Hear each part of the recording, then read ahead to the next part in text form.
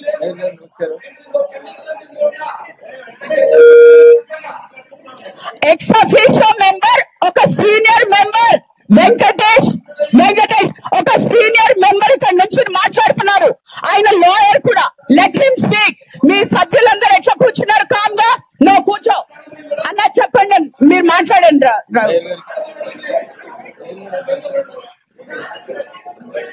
Mayor గారు అవకాశం ఇచ్చినందుకు ధన్యవాదాలు. సో టిఆర్ఎస్ కార్పొరేటర్లు చేసినటువంటి కన్సర్న్, ఒక కార్పొరేటర్ గారి వల్ల ఒక నిండు ప్రాణం బలైంది అనేటువంటి ఆరోపణ ఏదైతే వచ్చిందో ఆ ఆరోపణ మీద రాష్ట్ర ప్రభుత్వం పోలీస్ యంత్రాంగం ఒక ఎఫ్ఐఆర్ నమోదు చేసింది. కార్పొరేటర్లు ఎప్పుడు అభ్యంతరం తెలియజేయాలంటే, ఒకవేళ ఎఫ్ఐఆర్ నమోదు చేయకపోతే అధికారంలో ఉన్నటువంటి ప్రభుత్వం ఆ కార్పొరేటర్ ని కాపాడేటువంటి ప్రయత్నం చేస్తే మనం జెన్యూన్ గా ఆ కార్పొరేటర్ మీద చర్య తీసుకోవాలని డిమాండ్ చేయడంలో irrespective of the parties I support them. But ఆ జరిగిన సంఘటనలో నేను కూడా దినపత్రికలలో చదివిన సమాచారం మేరకు వారి మీద ఎఫ్ఐఆర్ నమోదైనట్టు, ఇన్వెస్టిగేషన్ జరుగుతున్నట్టు దినపత్రికలలో చూడడం జరిగింది. సో ఇక్కడ ఉన్న వారొకరి మీదనే కాదు, నా మీద, చాలా మంది మీద, తెలంగాణ ఉద్యమంతో మొదలుకుంటే అనేక రకాలైనటువంటి ఆరోపణలతోటి అనేక మంది గౌరవ శాసనసభ్యులు, శాసన మండలి సభ్యులు, ఎంపీలు అందరి మీద ఎఫ్ఐఆర్లు నమోదై ఉంటాయి. దాని అర్థము ఎఫ్ఐఆర్ నమోదు భారత రాజ్యాంగం, డాక్టర్ బిఆర్ అంబేద్కర్ గారు రాసిన రాజ్యాంగం ఎఫ్ఐఆర్ నమోదు చేయగానే ఉరిదీయాలని చెప్పలేదు. అట్లా ఉరిదీయాలని అంటే తెలంగాణ ఉద్యమంలో మమ్మల్ని అందరినీ చాలా సార్లు ఉరిదీయాల్సి ఉండే. అప్పుడు ఉన్నటువంటి ప్రభుత్వం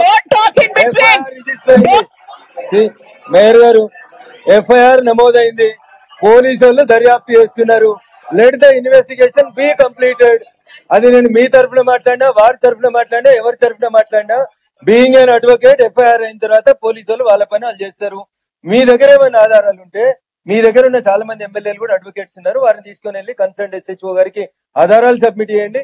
మీ దగ్గర అడ్వకేట్లు తక్కువ ఉంటే నాలాంటి అడ్వకేట్ ని రమ్మంటే, irrespective of parties as an advocate definitely I will represent your case in before the SHO. Thank you for giving me an opportunity. I hope you understand, because he's a senior most ఒక advocate కాదు, ఒక ex officio member. తెలవకుండా అంత clear గా ఒక ex officio member explain చేశాక ఏదో మీకు తెలియని మాటలు మాట్లాడద్దు. I will not even encourage people like you. Sit down.